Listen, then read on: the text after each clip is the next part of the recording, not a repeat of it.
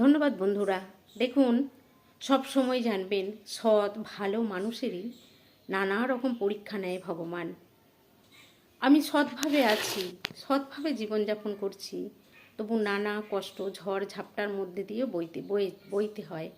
কেউ হয়তো বলল, বাবা এত ঠাকুর ঠাকুর করছে, এত ভালো, তবে কেন এত জীবনে এত কষ্ট যন্ত্রণা?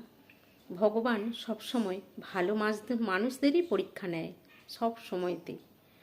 যে যত ভালো তার তত কষ্ট যন্ত্রণা বেশি হবে। ভগবানের তো পরীক্ষা নেবেই। ভগবান পরীক্ষা করে দেখেন যে তুমি এত কষ্ট ঝড়ঝাপটার মধ্যেই কতখানি স্থির থাকতে পারো, কতটা ভালো থাকতে পারো, কতটা তোমার বিশ্বাস বিশ্বাস যাতে ভেঙে না যায়। সে নিজের ওপরই সব কিছু। আমি যতই আমার জীবনে কষ্ট ঝড়ঝাপটা আসুক না কেন, আমি তো ভগবানে বিশ্বাস করি। আমি সারা জীবন বিশ্বাস করেই যাব, যতই তিনি কষ্ট দিক না কেন। কেননা সৎ মানুষদের সবসময় নানা রকম পরীক্ষা থাকে জীবনে। আমরা দেখেছি অনেক, রামায়ণ মহাভারতও শুনেছি, বা অনেক গৌরহরির গৌরনিতায়ের বা শ্রীকৃষ্ণের আমলে দেখেছি ভগবান ভক্তদেরই সবসময় পরীক্ষা নেয়।